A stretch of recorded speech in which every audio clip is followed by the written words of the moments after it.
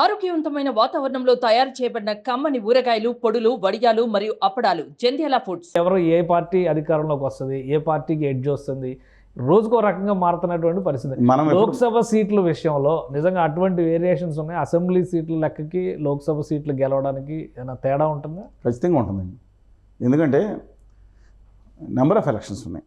ముందర మనకు తెలిసిన ఎలక్షన్స్ 2009లో రాజశేఖర్ గారు పోటీ చేసినప్పుడు 156 సీట్లలో కాంగ్రెస్ పార్టీ విజయం సాధించింది. మీరు రెట్రోస్పెక్టివ్గా దాన్ని కన్వర్షన్ చేస్తే ఎన్ని సీట్లు రావాలి? 7 సీట్లు కూడా లేకుండా 33 సీట్లు వచ్చినాయి. ఆంధ్రప్రదేశ్ లేకుండా ఉంటే యూపీటీ వచ్చి ఉండేది కాదు. అప్పుడు 1999లో మనం చూసాము. అది డెఫినెట్గా మోడీ గారి కాదు, వాజ్పేయి గారి ఫ్యాక్టర్ పనిచేసింది. అందుకని నెంబర్ ఆఫ్ అలా కొంత ఎక్కువ ఉండదండి వాళ్ళు ఉంది. ఇవాళ విచిత్రం ఏంటంటే ఆంధ్రప్రదేశ్లో మోడీ గారు చెప్పారు. నిన్న దక్కన ఒక జాతీయ పత్రిక అని మాట్లాడారు, ఇంటర్వ్యూ కింద మాట్లాడి, పురంధేశ్వరి ఎవరో మోడీ గారి పేరు చెప్పట్లేదు ఏంటి అంటున్నారు. మోడీ గారు చెప్తే అదో పెద్ద ఆంధ్రప్రదేశ్ పాలిటిక్స్ శాపంలా భావిస్తున్నారు జనాలు. అందుకని ఈ సంవత్సరం మోడీ గారి వేవ్ పనిచేయదు. ఆంధ్రప్రదేశ్ ప్రజలు కూడా కేంద్రంలో మోడీ గవర్నమెంటే వస్తుంది కాబట్టి బీజేపీని పాజిటివ్గానే చూడాలనే అభిప్రాయంతో ఉన్నారని కూటమి నేతలు చాలా గట్టిగా చెప్తున్నారు. వాళ్ళ భజన వాళ్ళు చేసుకోకపోతే ఎవరు చేస్తారండి? మోడీ గారిని చూడాలని అందరూ తహతాలు ఆడిపోతున్నారు. చంద్రబాబు నాయుడు గారిని జైల్లో ఆయన సహకారం లేకుండా ఏంచారని చెవులో పూలు పెట్టుకున్నారా? మోడీ గారి సభలకి మోడీ గారి ఫోటో మాత్రమే ఉండాలి, మిగతా నాయకులు ఎవరిని ప్రొజెక్ట్ చేయదు, అలా ఉంటేనే మోడీ గారు వస్తారని కండిషన్ పెట్టారని ప్రచారం జరుగుతుంది. కండిషన్ కాదు, ఇప్పుడు ఇప్పిస్తారంటే ఏమని? అమరావతి మీద, పోలవరం మీద హామీ అంట, ఏదో రైల్వే లైన్ అంట పుత్తూరు దగ్గర. ఏందండి, అమ్మకు అన్నం పెట్టలేదు, ఇవాళ పెన్నమ్మకేమో వజ్రాల గాజులను, ఇంకో పెన్నమ్మకేమో అమెరికా నుంచి తెప్పించిస్తారు. ఆయన మట్టి నీళ్లు మొహం మీద కొట్టారు కదండి అమరావతికి తీసుకొచ్చి. ఏదది ఆ రోజు మనం మాట్లాడుకున్నాం కదా, ఆ ఉద్యోగ క్షణాలు కేసీఆర్ గారు ప్రాణం పోతున్నామని అనుకున్నాను నేను ఆ రోజు. కేసీఆర్ ఒక పక్కన, నేను పక్కన స్టేజ్ మీద ఉన్నా, రైట్ సైడ్ స్టేజ్ మీద చూసుంటారు. సెంట్రల్ స్టేజ్ మీద ఉన్నా, రైట్ సైడ్ స్టేజ్ మీద ఉన్నా. నాకు ఒక క్షణం గుండె పట్టేసిందండి ఆ కేసీఆర్ గారు ఏమైపోతారని. అనవసరంగా పక్క రాష్ట్ర ముఖ్యమంత్రిని పిలిచాం, ఆయన ప్రాణానికి ఏమవుతుందని చెప్పి కంగారు పడ్డాను నేను. తెలుసా మీకు? అంత ఆందోళన ఎందుకు? చాలా. ఎందుకంటే పక్క రాష్ట్ర ముఖ్యమంత్రి మనం పిలిచినప్పుడు ఈయన, ఎందుకంటే అక్కడ యమునా నది నీళ్లు తాగితే పోతారని పచ్చిగా కాలుష్యం నొరగలో వచ్చేసి భయంకర నీళ్ళండి, తాగితే టికెట్ గ్యారంటీ అంట. ఈయనేమో మోడీ గారు వెళ్ళి ఆ నీళ్ళు పట్టుకొచ్చారంట. ఆ మూత తీస్తారేమో, మొదటి మూత చెంచి ఎవరికి ఇస్తారని భయపడి తెచ్చానండి. పాపం కేసీఆర్ ఇస్తే ఉంటారా? అమరావతిలోనే పోసారు కాబట్టి అమరావతి అయిపోయింది అంటారు. అది కాదండి, అలాంటి భయంకర నీళ్ళు ఇచ్చి ఆ మట్టి మొహాన్ని కొట్టి 1500 ఎన్నికల మీద ద్వారకా కన్వెన్షన్ సెంటర్కి 25,000 కోట్లు ఇవ్వడానికి వెళ్ళి అయ్యే ఎంత బాధగా ఉంటుందండి. ఇవన్నీ పొలిటికల్గా చేసేటువంటి స్టేట్మెంట్లు. ఆల్రెడీ ఆంధ్రప్రదేశ్ను మినహాయించి చూసినా కానీ జాతీయ స్థాయి రాజకీయాల్లో చూస్తే బీజేపీకి అనుకూల లేదు. నేను చెప్తున్నాను అనుకూల పవనాలు కాదు, మీడియా 370 మీరు ఛాలెంజ్ చేస్తున్నారు. 370 రావనండి, ఏం చేయమంటారు చెప్పండి? మీరు రావంటారా? మీరు మేము ఛాలెంజ్ చేస్తున్నాం. బీజేపీ సూరత్ లో ఏకగ్రీవం అయిపోయిందండి. నేను అదే చెప్తాను. 2029లో కరీంనగర్, ఆదిలాబాద్, వరంగల్, విశాఖపట్నం, విజయవాడతో పాటు మిగిలిన 500 అప్పుడు మారకుండా ఉంటే మిగతా 540 కాన్స్టిట్యున్సీలు కూడా ఏకగ్రీవం అవుతాయి. ప్రజాస్వామ్యం అనేది ఉండదు. ఇంకా ఏ రాష్ట్రాలు కూడా మనజాలో ఏక ఎన్నికలు. ఇక్కడ కనుక ఎలక్షన్ పోతే మోడీ వచ్చి పరిపాలిస్తారు. ఇక్కడ మళ్ళీ ఇంకో కొత్త ఎన్నికలు పెట్టరు. అదే రాష్ట్రపతి పాలన పెడతారు, లేదా ఇంకోటి పెడతారు. వాళ్ళ ఆధిపత్యం ఇంకేమీ లేదు. ఈ దేశంలో ప్రజాస్వామ్యం ఉండదండి. అదే కదా జమిలీ ఎన్నికలు. అదేనండి దేశంలో ప్రజాస్వామ్య జమిలీ ఎన్నికలు వస్తే సిస్టమే అది కదా. ఆల్రెడీ అందరూ ఒప్పుకుంటున్నారు. ఎవరండి ఒప్పుకున్నారు? ఎవరు ఒప్పుకున్నారు? పేక మీద కత్తి పెట్టి ఒప్పిస్తున్నారు. ఎవరు ఒప్పుకున్నారండి? ప్రజాస్వామ్యవాదులు ఎవరన్నా ఒక్క మనిషిని నీతి నిజాయితీని నిబద్ధున్నా ఒప్పుకోమని భయపడి బెదిరించి ఇవాళ చంద్రబాబు నాయుడు గారు ఇష్టమే పొత్తు పెట్టుకున్నారా? ఇవాళ ఆయన జగన్మోహన్ రెడ్డి గారు ఇష్టం అవుతుందా? ఒక విషయం, ఉత్తరాది రాష్ట్రాలన్నింటిలో ఆల్మోస్ట్ కాంగ్రెస్ వర్సెస్ బీజేపీ నడుస్తుంది. సరే, మనం మాట్లాడుకుందాం. పాయింట్ మాట్లాడుకుందాం. దయచేసి అందరూ గమనించాలి. ఈ మిత్ అనేది మనం ఏదైతే అబోధ కల్పన చేస్తుందో దయచేసి విభేదించే వాళ్ళు విభేదించవచ్చు. ఖచ్చితంగా మాట్లాడుతున్నా. ఇవాళ గుజరాత్లో 26 సీట్లకి 26 సీట్లు 2 సార్లు నెగ్గి బయటకు వచ్చింది. ఏది? ఉత్తర భారతీయ జనతా పార్టీ. ఇవాళ నేను విత్ డ్యూ రెస్పెక్ట్ చెప్తున్నాను, 26 సీట్లు ఇంకోసారి నెగ్గితే వాళ్ళకి ఏమైనా బహుమతిగా హ్యాట్రిక్ కొట్టారని ఉన్నాయి. 50 సీట్లు ఎవరు కదా. ఇవాళ గుజరాత్లో కూడా 3-4 కాన్స్టిట్యున్సీ తగ్గే అవకాశం కనపడుతుంది. కమింగ్ బ్యాక్ టు రాజస్థాన్, పీక్కి వెళ్ళిపోయిందండి ఇది. రాజస్థాన్ ఎన్ని సీట్లు ఉన్నాయి? రాజస్థాన్లో 25 ఉన్నాయి. 25కి మొన్న ఎన్ని నెగ్గారండి 2019లో? 25, 24 ప్లస్ ఆర్ఎల్డీ వాళ్ళ మిత్రపక్షం 25 సీట్లు స్వీప్ చేశారు. ఈసారి జరిగిన నిన్న మొదటి దశ ఎన్నికల్లో కూడా జరిగిన పని చూశారు కదా. మ్యాక్సిమం పోయేటట్టు కనపడేటప్పటికి మైండ్ బ్యాలెన్స్ కోల్పోయారు, ఏమయ్యారు? ముస్లిమ్స్ ఇతర రాష్ట్రాల నుంచి మీ మంగళసూత్రాలు లాగేసుకుంటారు, మ్యాచ్ ఇదా? ప్రధానమంత్రి చేయాల్సిన ఒక మంత్రి డిప్రెషన్లో, ప్రధానమంత్రి ఒక డిస్ట్రెస్లోకి వెళ్ళిపోతే తప్ప గౌరవ ప్రధానమంత్రి ఇలా మాట్లాడవచ్చండి ఈ దేశానికి ప్రధానమంత్రి? అయిపోయింది. 20 సీట్లు వాళ్ళు పోయేటట్టు ఉన్నాయి. మీరు చెప్పండి ఎక్కడ పెరుగుతాయి? కమింగ్ బ్యాక్ టు ఢిల్లీయో ఉత్తరాఖండ్ మొత్తం 7 సీట్లు 5 సీట్లు 4 సీట్లు 4 సీట్లు ఇప్పుడు వస్తాయా? ఇవాళ ఢిల్లీలో తీసుకోండి 2 సార్లు వచ్చింది 7. ఇప్పుడు రమ్మనండి.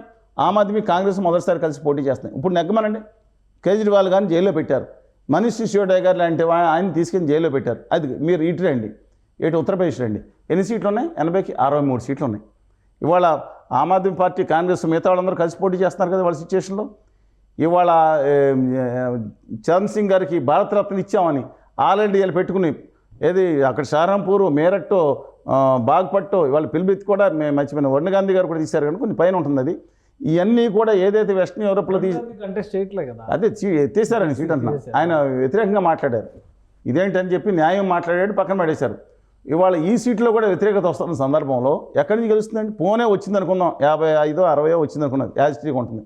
బీహార్లో ఎన్ని సీట్లు ఉన్నాయండి? 40 సీట్లు. నేను చెప్పింది వెరిఫై చేసుకోండి. దాంట్లో 1-2 ఫ్యూ సీట్స్ మినహా మొత్తం అంతా కూటమి చేతిలో ఉన్నాయి. ఇవాళ రఘు ప్రసాద్ నా శవం మీద నేను అయినా పర్వాలేదు, నేను మాత్రం తలకాయ నా కేసుల గురించి నేను నిలబడతా అన్నాడు. ఈ దేశంలో ఆయన అవినీతి చేసి ఉన్నాడు, లేదా కూడా అంత ధైర్యంగా ఉన్నాడు ఎవరు లేరండి. ఆయన పాలబేడ చేసుకున్నాడు. తర్వాత వచ్చేస్తున్నాను. 40 సీట్లు ఉంటే 40 సీట్లు 35-39 సీట్లు ఆడుకుంటే ఇవాళ 10-15 సీట్లు తగ్గిపోతున్నాయి. ఏం ఉన్న 303లో ఇక్కడే 30 సీట్లు పోయినాయి. మధ్యప్రదేశ్ 8 సీట్లు అండి. మధ్యప్రదేశ్ నకుల్ నాథ్ గారు, ఎవరు కమల్నాథ్ గారు కొడుకు, చింద్వారా సీట్లో ఒకటే నెగ్గాడు, మిగతా 28. అలాగే ఛత్తీస్గఢ్ 2 కలిపి 40 సీట్లు ఉన్నాయి. రాష్ట్రపతి 11 అడ్డీలు 11. వీళ్ళకి 2-3 సీట్లు మొత్తం వీళ్ళకే ఉన్నాయి. అందులో వచ్చిన వాళ్ళు కూడా వీళ్ళకి వచ్చేసారు. ఇప్పుడు ఇవాళ 40లో ఇవాళ కనీసం 15 సీట్లు పోయేటట్టు ఉన్నాయి. ఇవాళ కమింగ్ బ్యాక్ టు మహారాష్ట్ర, మహాగాది సంఘటన పెట్టుకున్నారు. మహారాష్ట్రలో కూడా సింపతి ఉంది. అక్కడ ఎవరో బాల్ థాకరే గారి అబ్బాయికి సింపతి నడుస్తూ ఉంది. వాళ్ళు తీసుకుని కళ్యాణ్లోనేమో వీళ్ళ అబ్బాయికి పెట్టారు, ఎవరో ఏకనాథ్ షిండే గారి అబ్బాయిని పెట్టుకున్నారు. అయినా సరే వీళ్ళ మైనస్. కర్ణాటక వద్దాం ఫైనల్గా. కర్ణాటక ఎన్ని సీట్లు అండి? 28 సీట్లు. 28 సీట్లో బీజేపీకి ఎన్ని ఉన్నాయండి? 25 ఉన్నాయి. 26 సీట్లు ఎవరిదండి? మన తెలుగు యాక్టర్ సుమలత గారు, మాండ్యా సీటు, ఇండిపెండెంట్ గారు అంబరీష్ గారు మిస్సెస్, ఆవిడ బీజేపీ. అదే 26 సీట్లు ఉన్నాయి. మళ్ళీ ఛాలెంజ్ చేస్తున్నా. ఎన్ని సీట్లు వస్తాయి? నువ్వు గెలుస్తాయా? ఒక తెలంగాణలో మాత్రం 4 సీట్లు ఉన్నాయి. ఇవాళ పరిస్థితుల్లో బీఆర్ఎస్ ఓటింగ్ దాదాపు 39-40% అనుకున్న ఓటింగ్ దాదాపు సగానికి పడిపోయినట్టు సర్వేలు చెప్తున్నాయి, అంచనాలు చెప్తున్నాయి. అది అందులో బీజేపీకి కాంగ్రెస్కి వెళ్ళొచ్చు. అంటే తెలంగాణలో పోటీ బీజేపీ వర్సెస్ కాంగ్రెస్ ఉంటుంది. ఇవాళ ఖచ్చితంగా కాంగ్రెస్ వర్సెస్ బీజేపీ ఉంటుంది. నా అభిప్రాయం. నాకు బీజేపీ నచ్చుతుంది. ఎందుకంటే నాకేమైనా తగాదాలు లేవు. ప్రాబ్లం ఏంటి? ఆంధ్రప్రదేశ్కి తెలంగాణకి నమ్మద్రోహం ఏమని చేశారు, బడ్జెట్ చేశారు, విభజన హామీలు ఇవ్వట్లేదు. పైగా మతం కులం మీద తీసుకొచ్చి ఒక ఆవిడ వచ్చారు, వాళ్ళ అభ్యర్థిని మా పాలకొల పక్కన మొగల్తూరులో పుట్టారండి ఆవిడ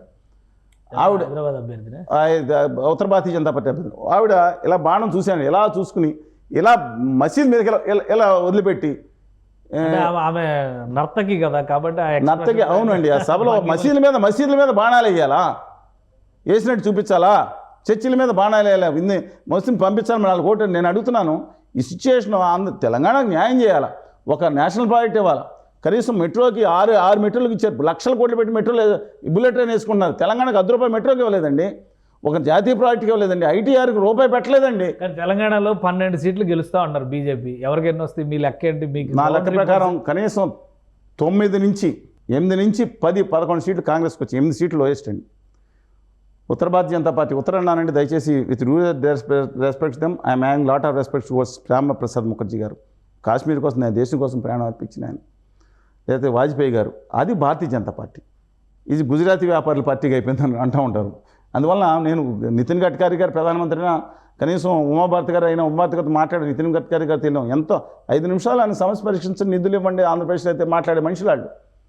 అందుకని వాళ్ళు ప్రధానమంత్రి నాకు అబ్జెక్షన్ లేదు. ఖర్గే గారు అయితే ఆంధ్రప్రదేశ్కి హోదా వస్తుంది డైరెక్ట్గా. లేని పక్షంలో వాళ్ళైనా. అందుకని నాకు వాళ్ళతో తగ్గదు. ఇవాళ ఈ పరిస్థితులు మాత్రం బీజేపీకి 4 నుంచి 6-7 స్థానాలు, 4 నుంచి 4 స్థానాలు ఉన్నాయి. ప్రోగ్రెసే ఏంటంటే ఓటింగ్ 6% నుంచి 12-13% ఒక ప్రభుత్వం ఇప్పుడు 24-20% చేరుకున్నారు. 1/4 అప్రోక్సిమేట్ పెరగొచ్చు తగ్గొచ్చు డిఫరెంట్ ఇష్యూ. ఇప్పుడు బీఆర్ఎస్కి ఆ మెదక్ సీటు హరీష్ రావు గారు వీళ్ళందరూ కలిసి కృషి చేస్తే ఓ మెదక్ సీటును ఇంకొక సీటు కూడా చెప్పలేం ఇవాళ. అందుకని ఈ నేపథ్యంలో ఎంఐఎంకి ఒక సీట్ రాసి పెట్టుకున్నారు. వాళ్ళ ఖాతాలో మతతత్వ పార్టీ ఆమె గెలుస్తుందంట కదా మాధవి లత. మా పాలకోలు పక్కన మా జిల్లా అండి, మా పక్కన 4 లక్షల దొంగ ఓట్లని తొలగించారు కాబట్టి హైదరాబాద్ పార్లమెంటు పరిధిలో ఈసారి ఒక అద్భుతం చూడబోతున్నారు అంటున్నారు. అటువంటి వాడు మాట్లాడే ఆ మతపరమైన కులపరమైన కామెంట్లకు నేనేం సమాధానం ఇవ్వాల్సిన పని లేదు. వారి నాలెడ్జ్ అంతే, అంతకుమించి నేను వ్యాఖ్యానించిన పర్గెట్ దట్. మీరు అడిగారా కూడా చెప్తున్నాను. మిగతా తర్వాత సంగతి రాజాసింగ్ గారిని నేను రాజాసింగ్ గారికి ఇస్తే గట్టి పోటీ ఇచ్చేవాడు ఆయన. సరే తర్వాత చూద్దాం అనేది ఆయన సంగతి. అందుకని నా అభిప్రాయం ప్రకారం బీఆర్ఎస్ 1 లేదా 2 సీట్లు, నన్ను కూడా ఆయన ఆశ్చర్యపడదు కాబట్టి 1-2 సీట్లకు వెళ్ళే అవకాశం ఉంది. ఆయన ఏమన్నా పద్ధతి మార్చుకుని యుద్ధ రంగంలోకి వచ్చి మళ్ళీ సెంటిమెంట్ డెఫినెట్గా అంటే పెరగచ్చు. కానీ BJP is giving tough competition. 10 సీట్లు వాళ్ళకి, 4-5 సీట్లు వాళ్ళకి, 1 సీట్ ఎంఐఎంకి, 1 సీట్ టఫ్ కాంపిటీషన్. సుమన్ టీవీలో మీ పర్సనల్ అండ్ బిజినెస్ ప్రమోషన్స్ కోసం కింది నెంబర్కి కాంటాక్ట్ చేయండి.